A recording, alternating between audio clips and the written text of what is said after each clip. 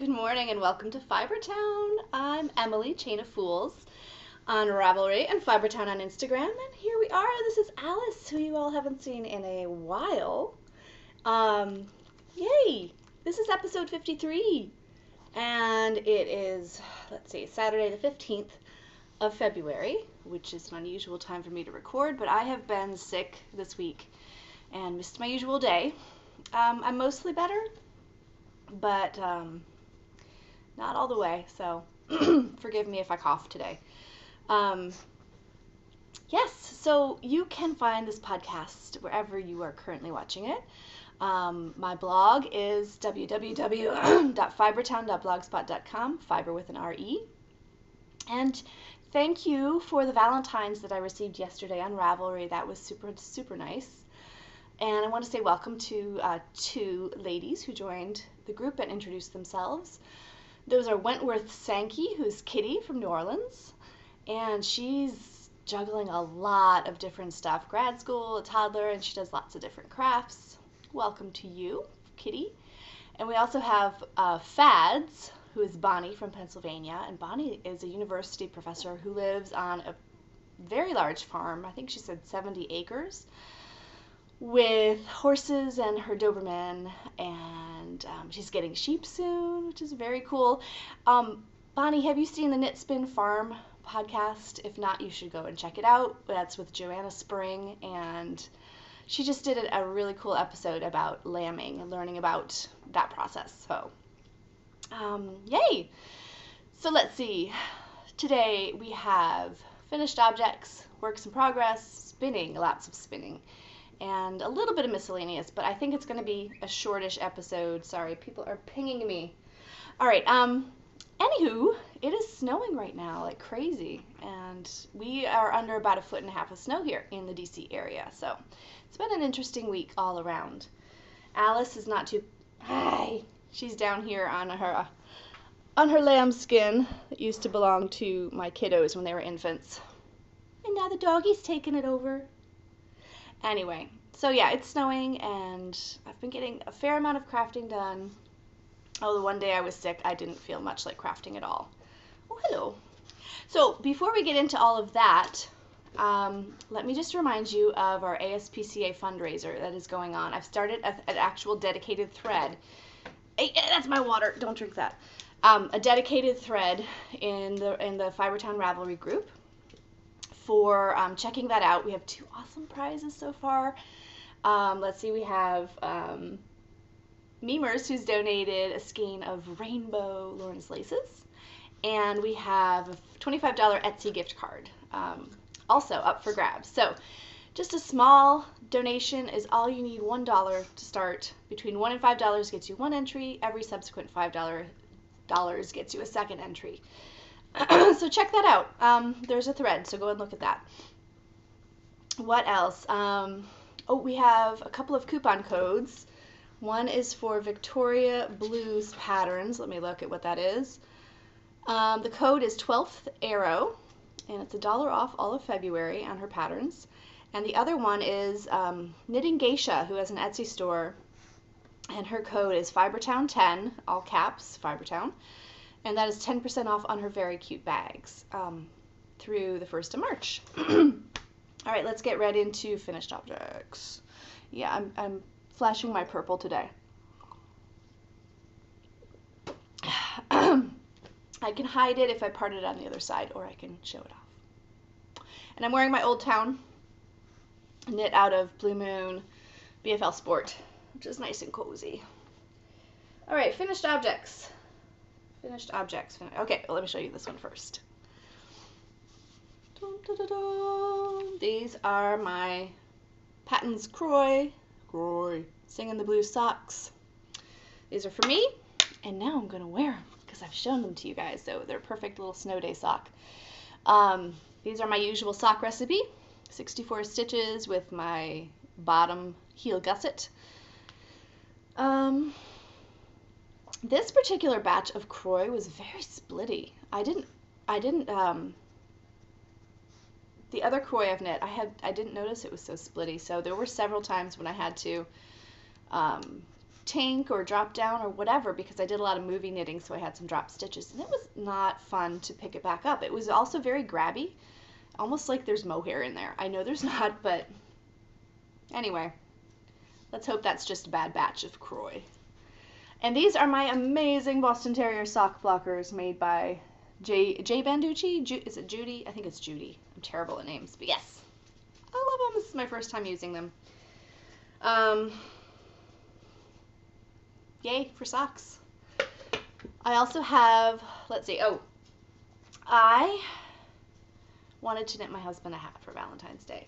And I had Brooklyn Tweed Shelter, and the red is Long Johns, and the blue is Old World. And I just love how they go together. And I wanted to do a chevron pattern like the Monster Cowl. I cannot remember. It's Julesy. It's Julia. Darn it. Her Rav name is Julesy. I probably put it over here. I did not. Anyway, sorry about that. Anyway, my point is, I was like, I can figure out how to make a hat out of a chevron-y kind of pattern. I don't need to buy another pattern. I was cheap basically, and it bit me in the butt. So here's my advice: buy the pattern. Buy the monster hat pattern, because I did not, and it does not fit my gigantic headed husband. Who I joke that he has a Charlie Brown sized head. It's a big head, like 23 inches. Anyway, it fits my son, so my son got a Valentine's hat for me. But it looks really cute. It hasn't been blocked, but yeah, I think I did the decreases nicely, and I just did this one on the fly. It is a nice chevron pattern, so what I'm going to do is make just a plain striped hat for my husband. The shelter did break one time, which I kind of expected, because I've knit with loft before. It broke where there was I knit this on double points, where there was a ladder. So I just tied it back together. And yeah, it's even a little small for my son. He was wearing it in the snow yesterday outside, and it came in and it was sort of sliding up his head. Let me adjust this camera a bit. Pardon me. So, lesson learned. Pattern makers go through a lot of trial and error to get things to come out right, and it behooves you to actually buy the pattern. Lesson learned. But it's cute, and I'm going to block it and hope for the best. So those are my FOs this week. Excuse me. I don't usually use plastic cups either. It's terrible. But my dishwasher has been broken for a month, and nobody can fix it. So I finally broke down and bought some plastic cups. Excuse me. And those of you who don't have dishwashers are probably screaming first world problems at the screen, and yes, I agree. Alrighty, let me show you my works in progress. You might recognize these yarns. Do you recognize these yarns? These used to be knit into a Follow Your Arrow shawl by Isolde Teague, and my arrow missed the target, baby. I just felt like this shawl was somehow karmically weighing me down. Every new clue I was screwing up after the first one. And I'm no stranger to lace knitting, you know? I'm no stranger to knitting shawls, but I could not make this thing work. And every row would come out, I'd knit it and the stitch count would be off, or the lace wasn't lining up, and I didn't know what I was doing wrong, and lots of errata were coming out, and I was willing to sort of let it hibernate for a few weeks and then go back once I'd done some other obligation knitting. But I was looking, people were starting to finish the last clue, and I was looking at the finished objects, and they, I'm very much a process knitter and enjoyed the process when it was going well. But there was just every single row something went wrong, and it wasn't making my heart sing, and I didn't love the finished objects either. So if it's neither, the process is not going well and the finished product doesn't look great to me,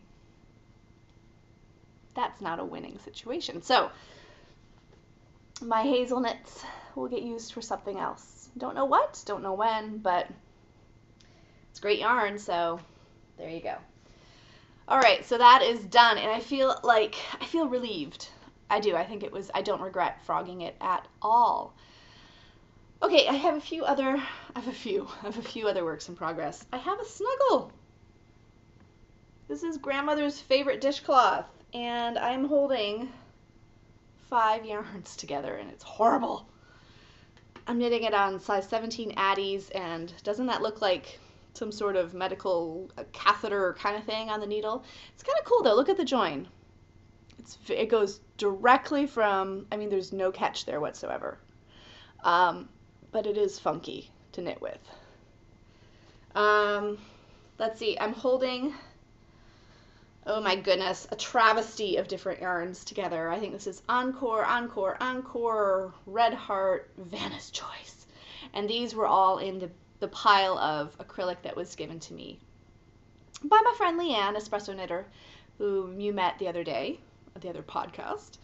And so yeah, I'm knitting snuggles out of them for Sadie of the Yarnivores snuggle along. This one I think is going to be big enough for a big dog. And she has, I think the big dog prize is a skein of Woolmiza. So yeah, I'm like, I need to do that. This is, I think it has to be 36 by 36. And when it's blocked, I think it'll get there. So this is Grandma's favorite dishcloth. I've never done that before. And it's nice. It's all downhill from now. I've increased up until 36 inches, and now I'm decreasing back down. And it'll be a nice little square when I'm done. All right, so those, I don't know why I ever bought these. There must have been a reason back when I started to knit, but I have them and I'm using them. Let's see, I also have a design-ish kind of project on the needles. My mother, who never really wants like knitted items, I guess. I don't know how else to say it. She requested something. So she wanted some fingerless mitts, but she wanted her knuckles covered. And I don't think I nailed it on this one, but she wanted some sort of sloping thing here to cover her first knuckles. And what I have found out is that she wants it sloping higher up so it gets to the first knuckles on her first fingers. I don't know. We have very, very similarly shaped hands, kind of small. So what I did is just short rows to make the slope. And I need to work on it again, I guess. On the second one, I'll tweak it and then see how it goes. So she picked this tweed, which I had in my stash. It is Donegal Tweed Taki. Donegal Tweed Homespun. It's a single. It's 100% pure new wool. And look at that. It was purchased at a secondhand store. So I think this is from my friend Angie's stash. She has de-stashed a lot of yarn to me over the years. So yeah, it's a nice tweedy tweed, and we'll see how it goes with the second one. But it's kind of a neat concept to do a slanty angle like that. So, work in progress. And I think I did those on 6s and 8s. 6s for the ribbing and 8s for the rest. Although I did change to a smaller needle at the top. I changed back to the 6 at the top. Since I'm not doing a ribbing, I'm just doing a slanted bind off. And I have one other work in progress. Yes. It's in this bag that I won from the Sheepish podcast. It's Bling Your String bag, and it's really fun. This is the Autumn's End Pullover. There it is. It's out of the Botanical Knits book by Alana Dacos. Excuse me. I'm using my hand spun fin. It's over here. And it's a 3-ply woolen spun. And this is take 2. I'm hoping it'll go better now that I have removed the karmic dark cloud of the Folly Your Arrow shawl, because I cast on for a size I thought would fit me, and knit about half a repeat of the first lace pattern and found out that it was 4 sizes too big. And lace is going to stretch even more when I block it. So I ripped, and I recast on. And this smells good. A little bit of lanolin-y smell. So I'm casting on 9s. And I already have issues. But I'm just going to rip back a few rows. Now that the other thing is gone, it should go better once I do it again. I had no issues the first time. The lace came out great. There are no errata, so I checked. You always want to check before you start a pattern, especially a sweater, where it's a big commitment. So I do have, things are not quite lining up, so I've done something. So yeah, let's give it one more start and hope for the best. And yeah, it's fun. I really like knitting with my hand spun. I knit with my hand spun a fair amount, but it's really awesome to knit with your hand spun. I highly recommend it. So, you know, there's not much to it. Not much to be seen here. But yeah, I had hoped to knit this for the Fat Squirrel's Gratitude Cal, and there's just not a heck of a lot of gratitude going into it right now, so I need to get on a good track and get in a good place and a groove with it, and then I'll imbue it with gratitude. And that is it for my works in progress. I want to knit a Piper's Journey shawl. That's more in up and coming stuff, but Wolf Farms is having a knit along with the Paula Emmons Feasley's, what's it called? Oh my gosh. Paula Emmons Feasley's designs. And so that's been on my list for forever, and I would love to knit one. So that might get cast on with some hand spun. Speaking of hand spun, let's talk spinning, because whoa. When my knitting doesn't go right, I tend to spin more. So that's what I've done. Okay, finished object number 1. On my wheel, fiber optic yarns, Thunder and Lightning Gradient, merino silk. This is fiber optic Kimber Baldwin Designs, and she has amazing colors. This is my Thunder to Lightning. Excuse all the ties. This has not been washed. It is a chain ply, Navajo ply. Came out really well, and I was hesitant. One reason I spun this is because I'm trying to decide. I'm already starting to think of my shopping list for Maryland Sheep and Wool. And my one other spin with fiber optic didn't go so great. It was a Navajo ply. It came out, the Navajo ply itself was good, but it was an incredibly dense yarn, and it was before I started doing more of a woolen technique. I just inchwormed the whole thing, and it was very dense. It was very ropey, and it was a bulky. And I ended up weaving it into a scarf. You all have seen it. So I wanted to do more of less of a worsted technique with this, because I wanted more loftiness in the yarn. But I was worried that a totally woolen technique would fall apart when I went to Navajo ply, because there's a fair amount of tension needed when you're Navajo plying. And I did use my tension Lazy Kate on my Ladybug. It makes a huge difference when you Navajo ply, just to prevent the yarn from kinking back on itself as you're plying. So the plying itself went really well. It didn't take me too long. The other thing that happens to me is that I start out spinning thin and I end up spinning thick. So I really hesitated about actually doing a Navajo ply. I thought, well, maybe I'll keep this as a single and full it. But you can see it starts with this midnight blue. Oh, and that's where I did my thinnest spinning. And then it goes to a slate blue, which is this color. Then just to a lighter blue. And then to a cream. Then to a pale yellow. Then to a very sort of hotter yellow, like a sun yellow. And then it gets into these oranges here.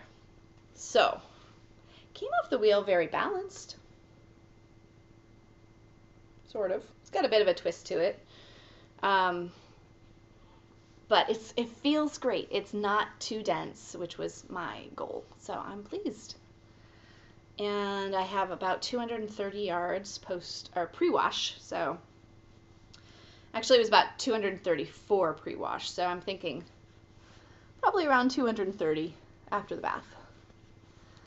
And yeah, I'll soak it, I'll thwack it. I just sort of do like this. A lot of people will just, you know, somebody asked me about this, why do you thwack it or hit it or whatever?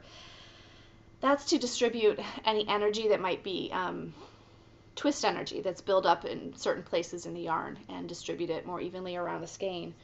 At least that's my understanding of why you do that.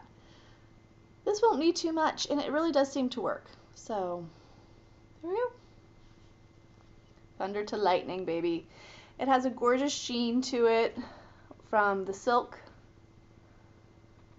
And those are all ties. Let me show you that part right there. So I'm pleased. I'm happy.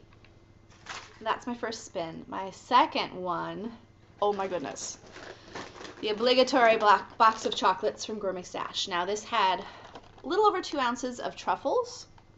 Truffles. I call them truffles because they were chocolatey looking. But they were her tribbles. And let's see, we had merino silk, bamboo, yak, and Angelina. And I got 60 yards of a 2-ply. Boop, boop, boop. I spun this quick and dirty.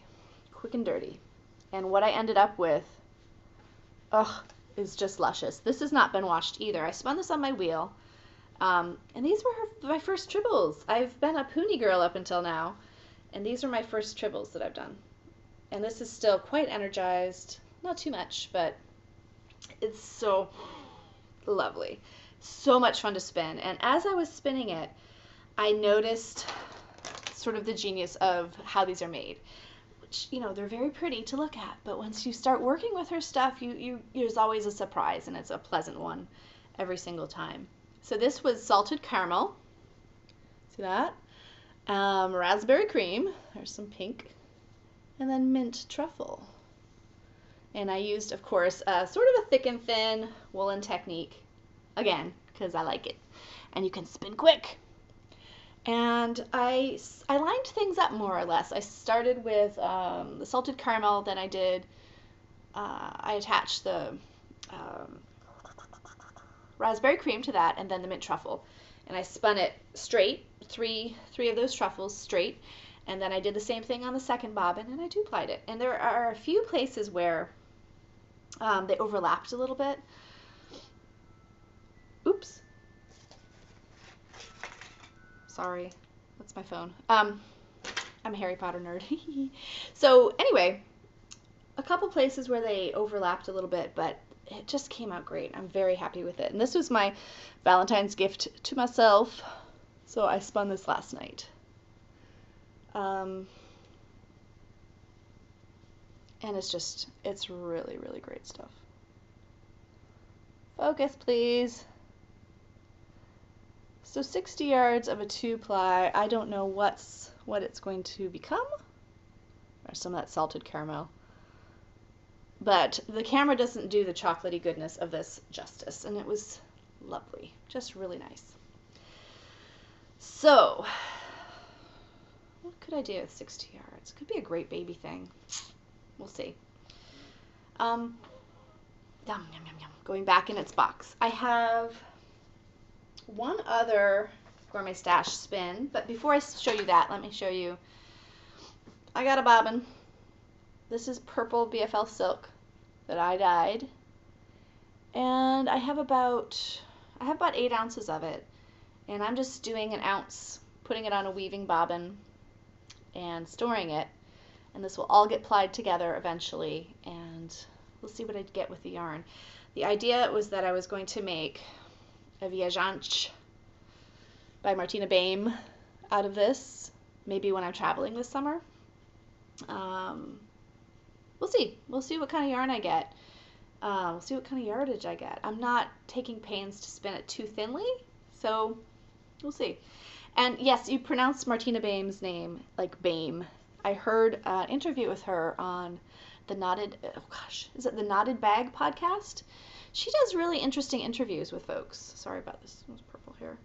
And she interviewed Martina Bame. I highly recommend you listen to this podcast, Knotted Bag. And it's a very conversational interview style, so it may not be for everybody, but I really have enjoyed what I've listened to. And Martina Bame said her name is pronounced Bame, not Bem. Last spin is in my box. Also Gourmet Stash. And I'm spinning the Aurora in the Clouds. And I'm doing the blue Poonies. I love this box. This is great. And I have, oh my goodness. This, again, so much fun. This has a lot of sari silk in it, and it's so soft. It's like spinning fluffy little kittens. Or as my friend Mary Lee said, it's like spinning My Little Pony because of all the pinks and the oranges and the purples and the reds. There we go. So I will ply this with the Poonies that are similar but have more of a pink tone than the blue. I love my supported spindles. They're so much fun. So relaxing to use. I don't know that I'm going to be buying that many more drop spindles. So just really adore supported spindling. I never thought I would say that last year, like a year ago, but I really, really do enjoy them. So that's it for my spinning. Pardon me.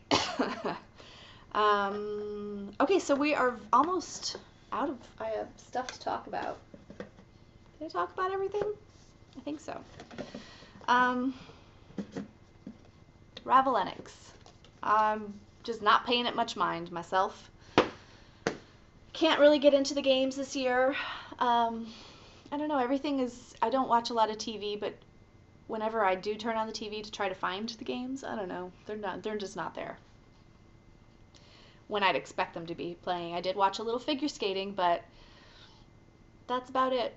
But there is a Ravelenics thread up in the group, and folks are chatting there, so go take a look at what people are doing. Miscellaneous and up and coming, I don't have a lot floating around in my head right now. Just it's been complicated with the snow and this being sick, and but there is an event coming up, and I think I'm going to try to attend. It's the Homespun Yarn Party, and it is in western-ish Maryland. I should look. I went maybe 3 years ago, and it's kind of a fun activity, or event rather. It takes place in a very, is it on the Patapsco River? It's on a river where there used to be a railroad juncture there as well, and it's in an old mill, which has now been repurposed into like sort of a mall, convention center, restaurants. But it's a gigantic mill, and I believe they used to spin and weave cloth for sail making for ships in Baltimore and so forth. And so it's kind of a cool place to have a fiber event, and they basically fill it like a convention center floor. Convention center. It's in a 19th, 18th century mill, but a lot of small local vendors come, and I believe Gourmet Stash is going to be there. Let's see, all the Maryland people, Dragonfly Fibers, Neighborhood Fiber Company, Cephalopod and Verdon Griffin. I'm trying to think of some other ones. Some Virginia people too, like I think Wild Hair goes, and then very small vendors as well. So like independent fiber producers. So I think I'm going to try to go again this year. It's been a few years, but that's coming up in March, and spring cannot come too quickly for me now. As much as I love wearing my sweaters and my socks, I'm ready. I'm definitely ready. So, Alice! I was hoping she'd hang out more. I know some of you have mentioned that you miss seeing her, so Alice, you want a cookie? Do you want a cookie? Cookie! She knows I'm lying. Alice, Cookie! Aha, here we go. Cookie! Hi, baby cakes. Come get Cookie over here. Have a cookie. See? Come on. There's a cookie. Sit. And you shake. Oh, there's your fake cookie. I'm such a mean mommy. Come here. Alrighty. So, Alice and I will most likely see you next week with other fibery shenanigans happening. Isn't she a pretty girl? She kind of loves the snow. Although it's taller than she is and she's sinking in. But, oh, you've been on the vent. You're hot. Alright, so everyone have a fantastic week and I will see you next time. Take care, y'all. Bye.